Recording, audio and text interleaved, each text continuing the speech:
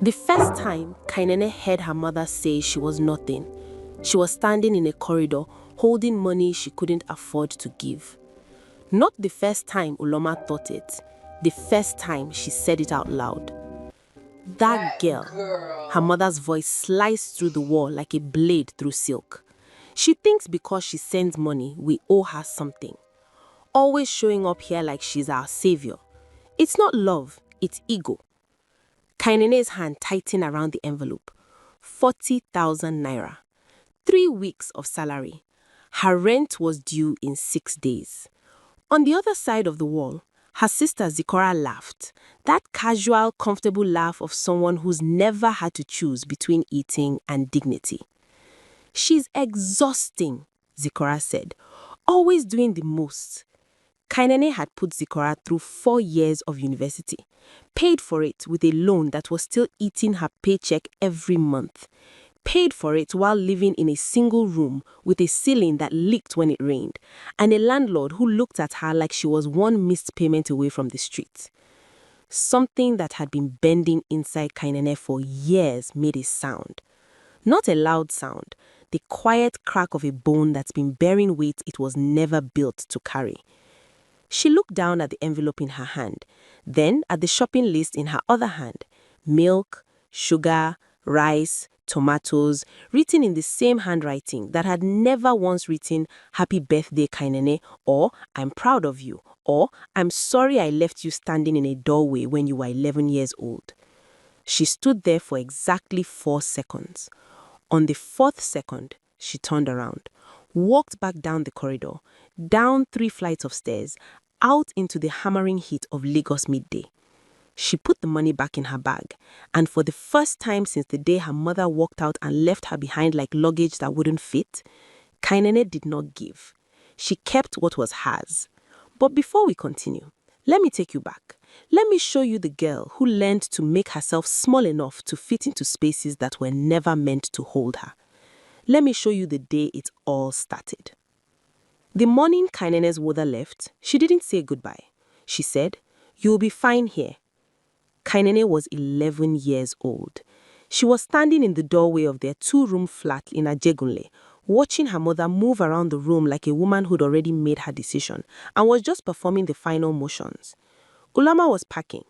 Not everything, just enough. 3 of her 4 children were already clustered around her. Adanaya, 9 years old, holding a bag with both hands. Zikora, 7 years old, watching her mother's face for cues on how to feel.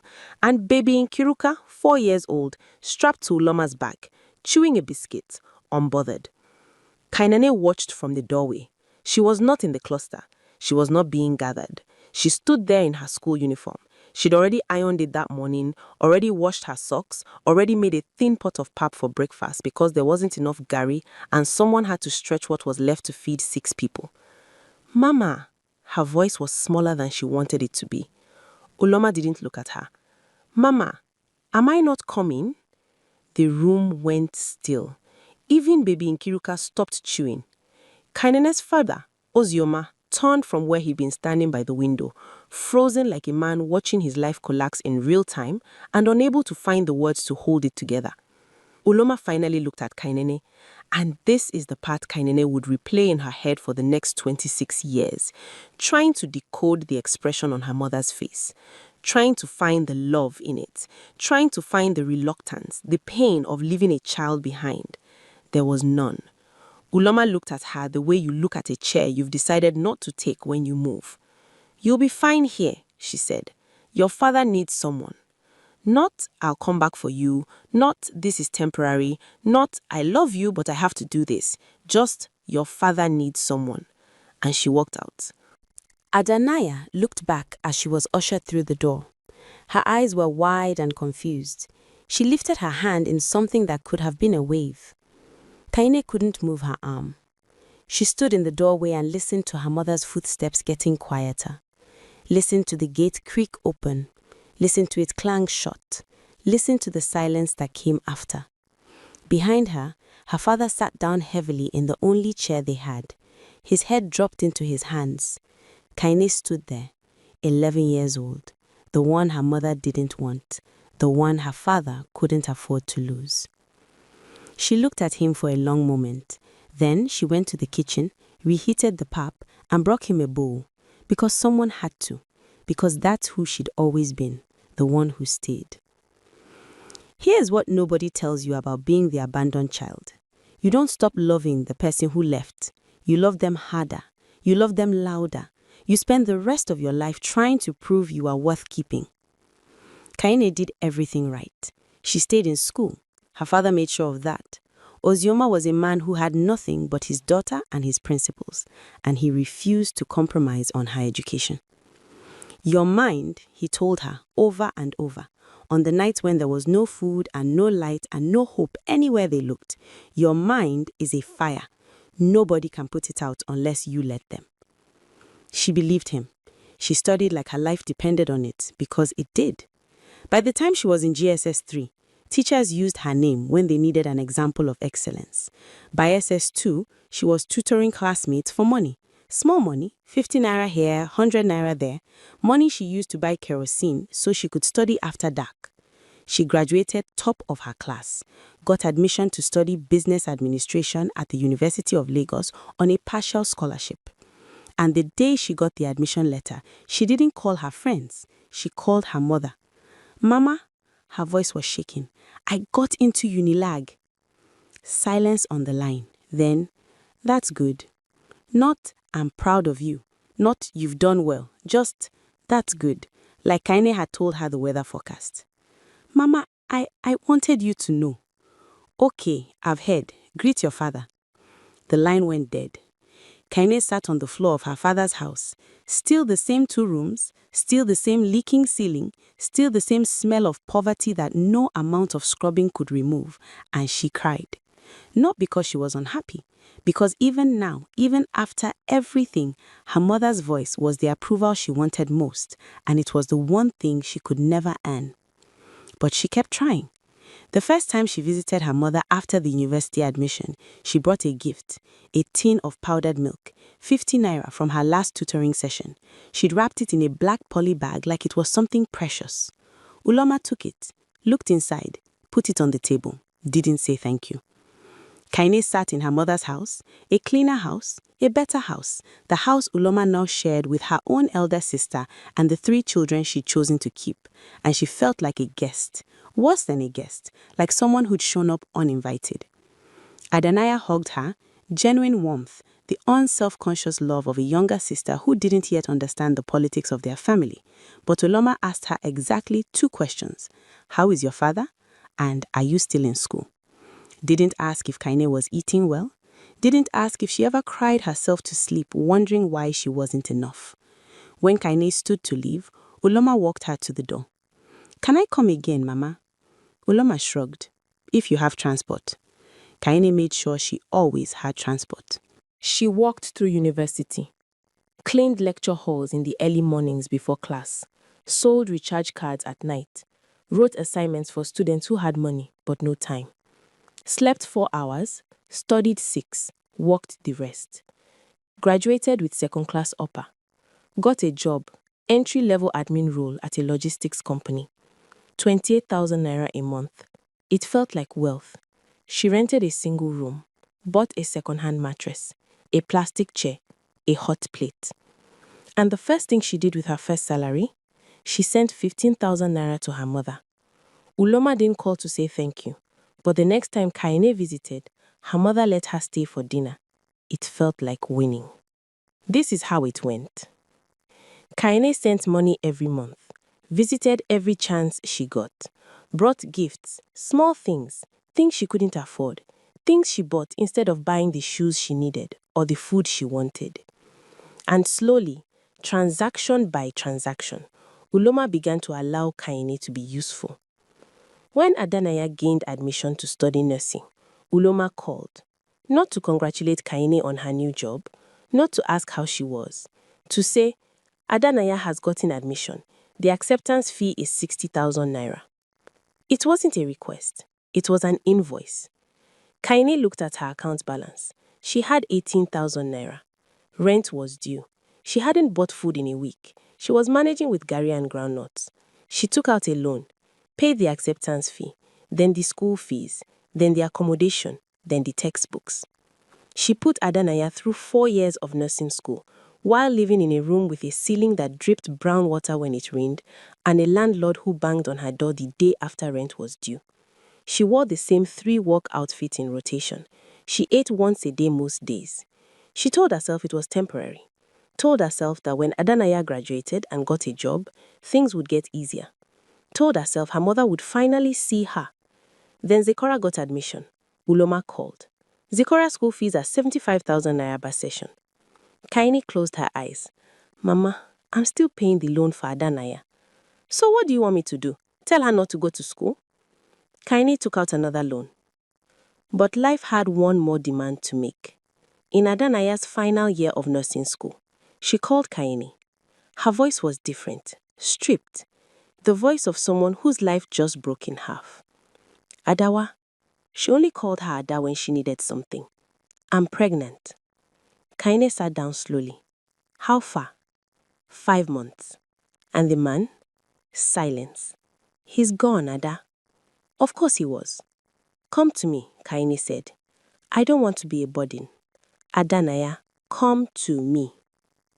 Adanaya moved into Kaine's one-room apartment. Kaine gave her the mattress, slept on the floor, paid for the hospital, the antenatal visits, the delivery. When the baby came, a boy, screaming and perfect, Kaine was in the waiting room. She'd been there for 8 hours, hadn't eaten, couldn't afford the hospital canteen prices. She just sat there, praying in every language she knew. When the nurse said it's a boy, both are fine, Kaine stood so fast she knocked over the chair. She held that baby in her arms and felt something crack open in her chest. Love, the fierce, irrational, burn the world down kind of love. She named him Dubem in her heart. Lead me. Adanaya wanted to finish her nursing program. 1 semester left. Kaine said, I'll handle it.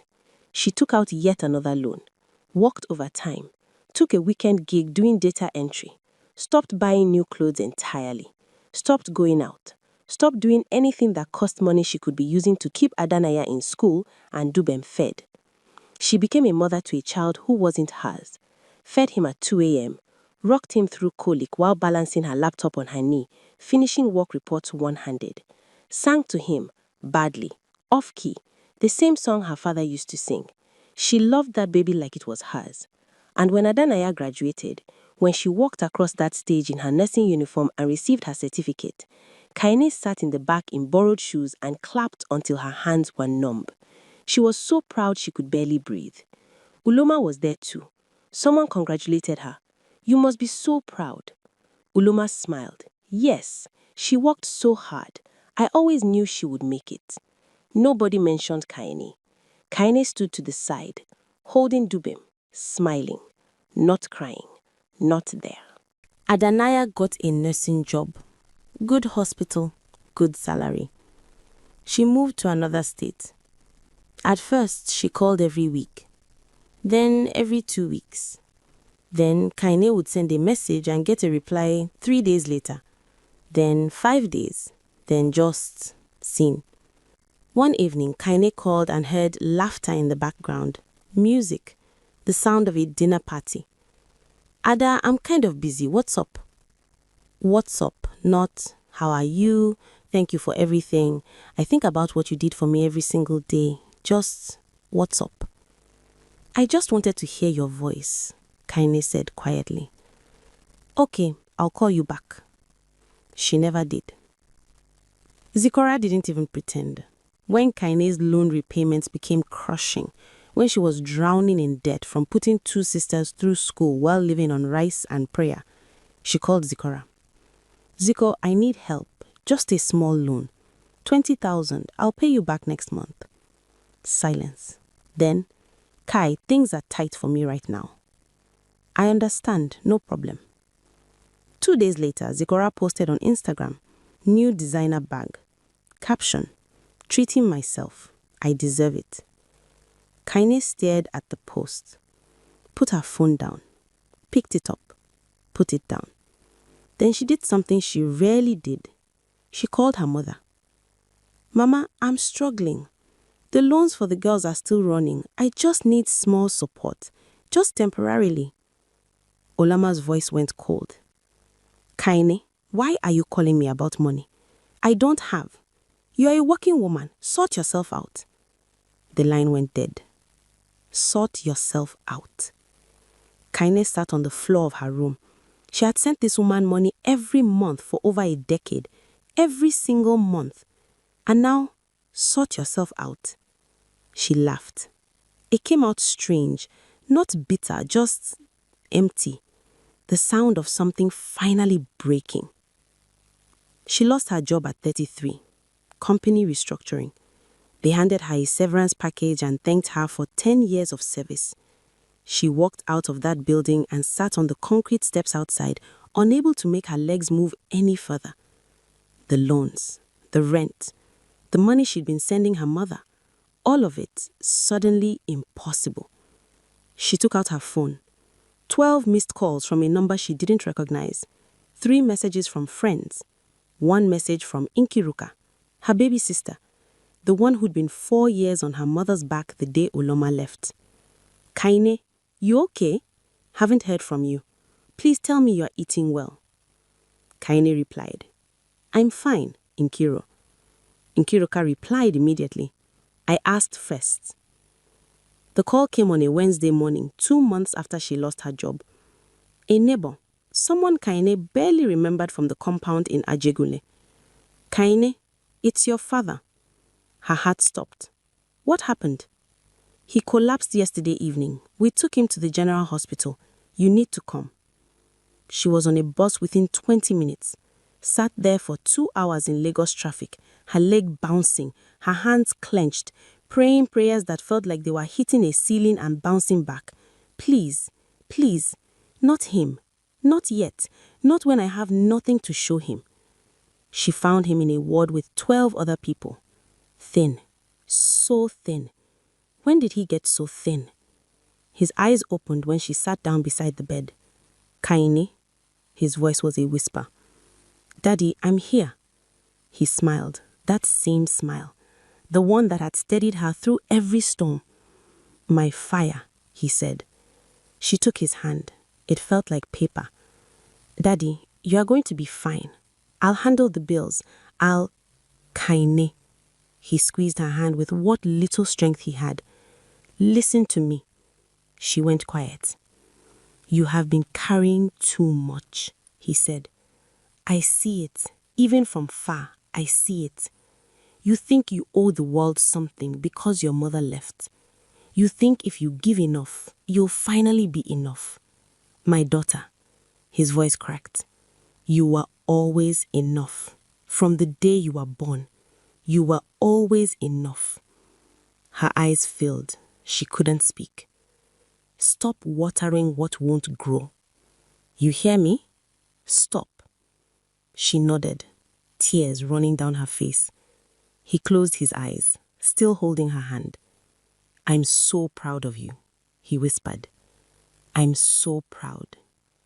And then he slept. He didn't wake up. Kainene buried her father with money she didn't have, took out another loan, stood at his graveside in Ajegunle with Nkiruka beside her, the only sister who came. Adanaya said she couldn't get time off work. Izikora didn't even reply to the message. Uloma didn't come, sent a text instead. Sorry for your loss. Kainene stood there and felt the last thread holding her to her old life snap. She had nothing left. No job, no savings, no father. Just debt and a body that was still somehow standing. She went back to her single room, sat on the floor, and she heard his voice in her head, clear as day. Stop watering what won't grow. She sold everything that wasn't nailed down.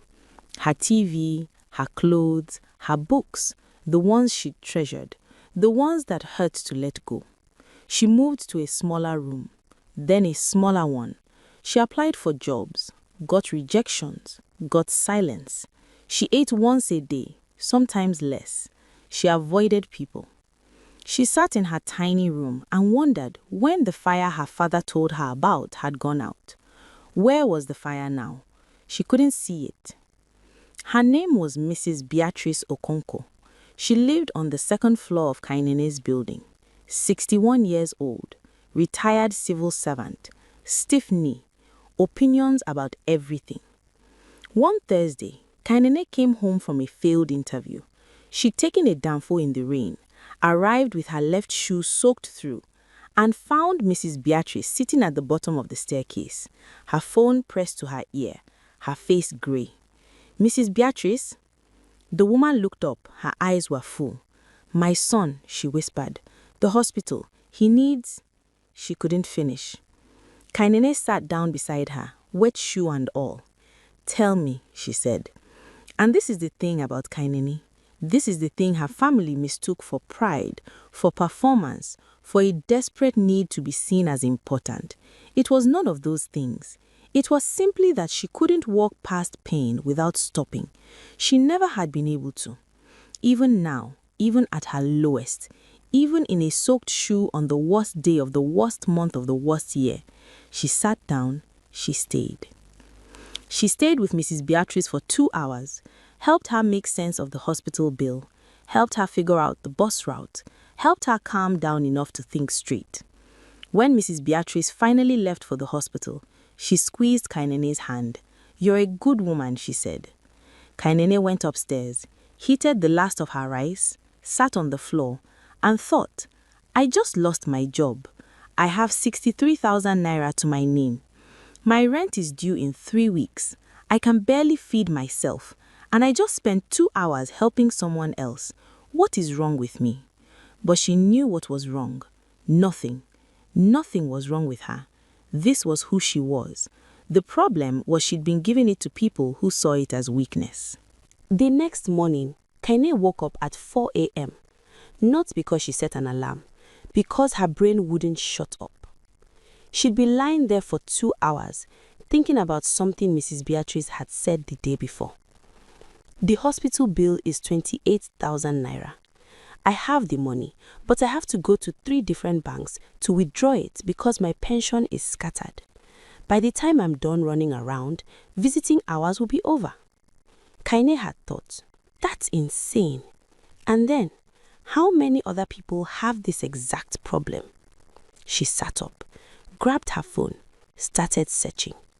By 7 a.m., she had 15 tabs open. By 9 a.m., she had a notebook full of scribbled notes. By noon, she had an idea that terrified her. Here's what she'd figured out. There were thousands, maybe hundreds of thousands of elderly people in Lagos who got stuck in the same loop. Pensions scattered across banks, no smartphone, no one to help them navigate USSD codes or apps, no way to move money quickly when they needed it. And when they needed it, they really needed it. Medical emergencies, grandchildren's school fees, rent, food. But there was no service that helped them, nothing that met them where they were. Kaine sat in her room staring at her notebook. She had no tech skills, no capital, no business experience beyond admin work, but she understood something that nobody building fintech apps seemed to understand. Not everyone lives on a smartphone. Some people need a human being. She called Mrs. Beatrice. Mrs. Beatrice, can I ask you something? Of course. If someone offered to help you move your pension money from different banks into one account, or helped you withdraw it and deliver it to you at home for emergencies, would you pay for that? Silence. Then, how much? I don't know yet. I'm just asking if you would. Yes, absolutely. Do you know how many times I've missed hospital visiting hours because I was running from Zenith to First Bank to GTB? If someone could do that for me, I'd pay them. Kaine's heart started pounding. Do you know other people who would need this? Kaine, I know at least 20 women from my church alone. Kaine started small. She called it Pension Lift. It wasn't an app. It wasn't a platform. It was her. A phone and legs. She put up a small handwritten flyer in Mrs. Beatrice's church. Pension Lift. Pension scattered across banks. Need cash for emergencies? I will help you withdraw and deliver. Small service fee. She got 4 calls the first week. 4 elderly women who needed help consolidating pension payments, withdrawing money, or moving cash to pay for something urgent. Kaine charged 500 naira per transaction. She made 2,000 naira that first week. It wasn't much, but it was hers, and she'd earned it by helping people who actually needed her. Word spread the way it spreads in Lagos, mouth to mouth, church to church, neighbor to neighbor. By week 3, she had 15 clients. By week 6, 30. By week 10, she couldn't handle it alone anymore. She called Nkiruka. Nkiru, I need you. For what? I'm starting something. I can't pay you much yet, but I need someone I trust. Nkiruka didn't even ask what it was. I'm coming. Nkiruka moved in with her. They ran pension lift out of Kaine's single room. 2 phones, a notebook, a cash box they hid under the bed. They worked 7 days a week, woke up at 5 a.m. to beat bank queues, took buses across Lagos, withdrew money for clients who couldn't move easily, delivered cash to doorsteps, helped old women set up bank apps on borrowed smartphones, explained USSD codes in Yoruba, Igbo, Pidgin, whatever language the client understood. It was exhausting. It was chaotic. It was the first time in Kaine's life that hard work felt like it was building something for her. 3 months in, they hit a wall. They were handling too much cash. It was dangerous. One evening, Kaine was on a bus heading to deliver 80,000 naira to a client in Ikorodu when a man sat next to her and looked at her bag too long. She held that bag against her chest the entire ride, got off 3 stops early, walked the rest of the way looking over her shoulder. When she finally delivered the money, her hands were shaking. That night, she told Nkiruko, "We can't keep doing this. If we get robbed, we're finished." So what do we do? Kaine didn't know.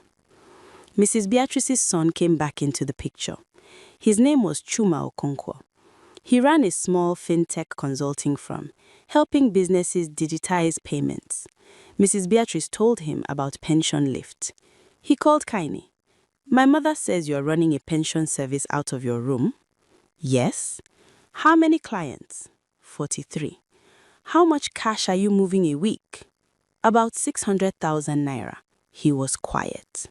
"You're doing this manually? Just you and your sister?" "Yes." "Kaine, you're sitting on something. You know that, right?" "What do you mean?" "You figured out a gap nobody else is serving, but you're doing it the hardest way possible. Let me help you." Chuma didn't ask for equity. He didn't ask for control. He said, "I'll help you build a system, a proper one, digital backend but human front end. You keep doing what you are doing, the relationships, the trust, the face-to-face.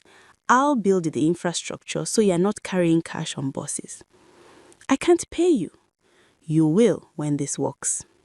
They rebuilt pension lift in 3 months. Chuma built a simple system. Clients could call a phone line.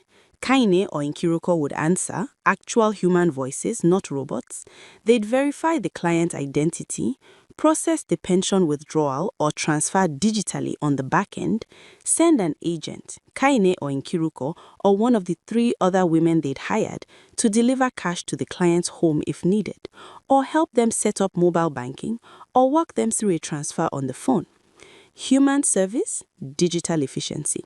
They charged a small fee per transaction, affordable enough that pensioners didn't mind, high enough that the business could sustain itself.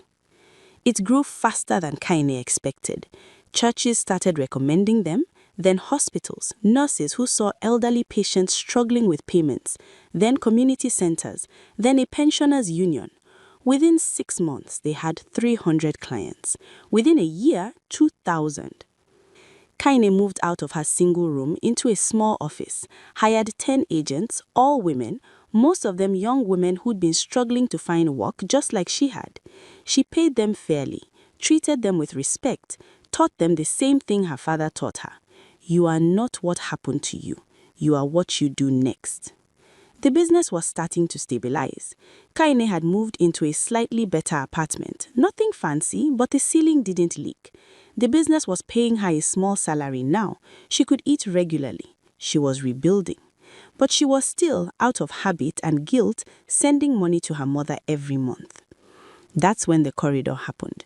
She had gone to visit Uloma with money she'd saved, money she actually needed for her own rent, but the old pattern was so deeply worn into her that she kept walking it. And that's when she heard her mother's voice through the wall. That's when she heard Zikora laugh. That's when she finally turned around and walked away. That was the moment she stopped watering dead ground. Uloma called when she heard the business was doing well. Kaini almost didn't answer, but she did. Uloma, Mama, I heard you're doing business now. Silence. People are saying you are successful. I'm doing okay. I wanted to say, Uloma hesitated, I'm proud of you. Kaine closed her eyes. Years ago, those words would have made her cry with relief. Now she felt nothing. No, not nothing. She felt clear. Thank you, Mama. Maybe I can come visit, see what you're doing. Maybe. Kaine, Mama, I have to go. I'll call you later. She hung up, and this time she didn't feel guilty.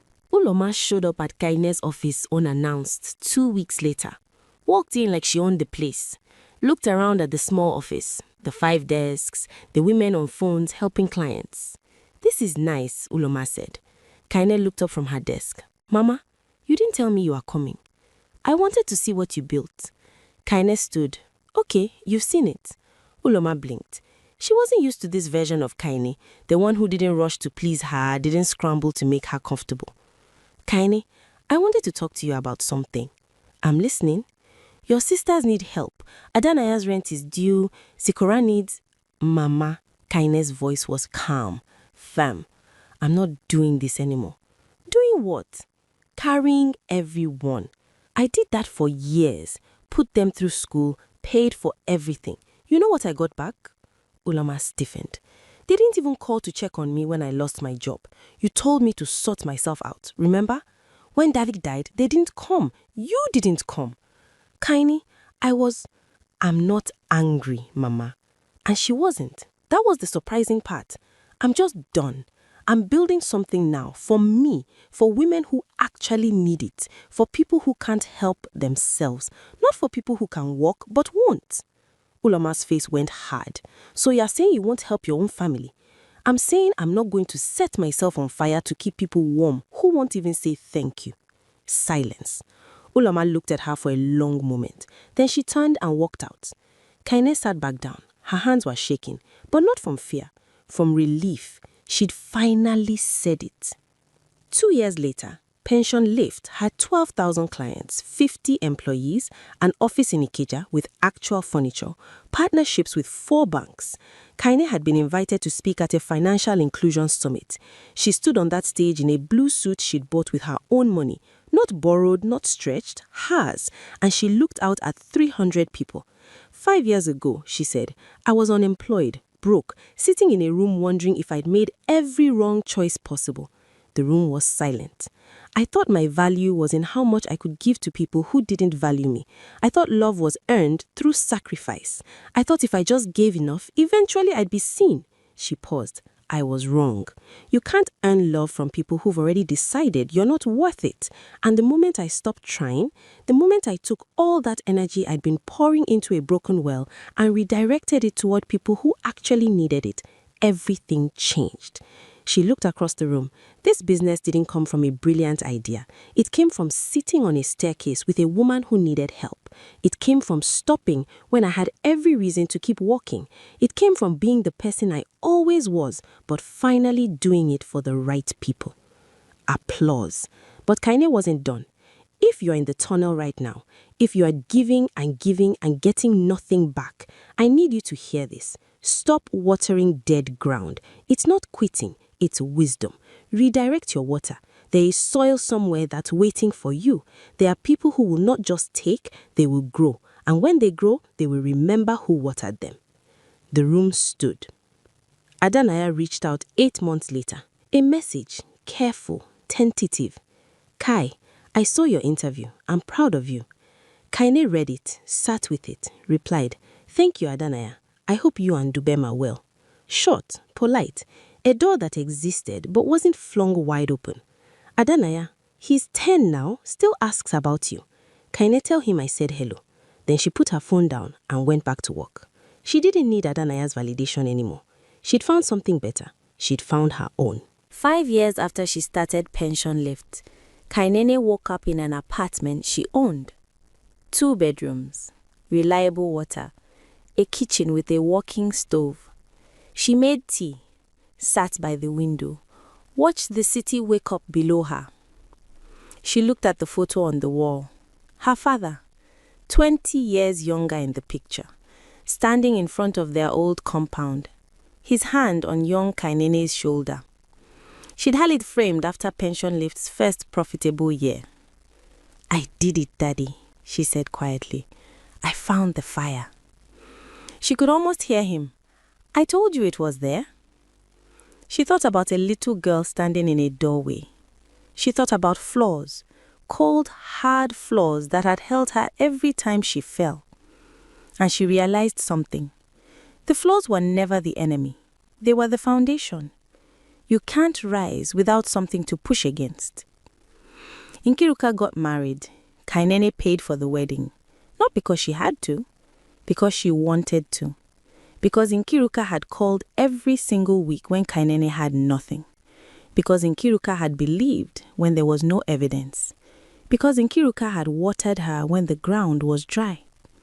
And now the ground was fertile, and Kainene had something to give that didn't cost her herself. At the reception, Nkiruka stood up to give a speech. She looked directly at Kainene. "My sister taught me something," she said. "She taught me that the people who survive the worst things aren't the ones who avoid pain. They're the ones who decide what to do with it." Her voice cracked. "Kai, you could have become bitter. You could have closed your heart. Instead, you built something that helps people. You turned your pain into someone else's solution." She raised her glass. "To my sister, who never stopped being kind, even when kindness cost her everything." The room raised their glasses. Kainene smiled, and for the first time in her life, she felt it. Enough. She was enough. She'd always been enough. If this story found you today, it found you for a reason. Maybe you're sitting there right now wondering if you're doing enough, wondering if you should give one more time, wondering if things will ever get better. Let me tell you what Kainene discovered in that single room, broke and broken. Your worth is not measured by what you give away. You are allowed to have boundaries. You are allowed to say no when it hurts. You are allowed to build a life that includes you, not just the people who take from you. But here's what I need you to know. Your kindness is not the problem. The problem isn't that you give too much. The problem is that you've been giving to people who see it as their right, not your gift. Kainene spent years pouring water into a well that had no bottom. And the day she stopped, that day she finally kept what was hers. Her life didn't fall apart. It began. Yours can too. You don't have to choose between being kind and being kind to yourself. You can do both. You can give when it feels right. You can say no when it feels necessary. You can build something beautiful from the ashes of what tried to break you. Because here's the truth. You are still here. You survived every time they took from you. You survived every time they walked away. You survived every time you thought you weren't enough. That means you are stronger than you know. And that strength, it's not going anywhere. So take a deep breath. Look at what you've built so far. Look at the people who do see you. Look at the life you are creating, one small, brave choice at a time. The tunnel you are in, it has an end. And when you come out the other side, you won't just be surviving, you'll be thriving. Because the root holds. Even when nothing above the ground shows it, the root holds. And so will you. Keep going, but go forward, not backward. Build, don't break. Choose wisely, not blindly. Your story is not over yet. This is Echoes of Wisdom by Crystal. Take a moment to like, subscribe, and share your thoughts in the comments. and share this story so it reaches more people who need it.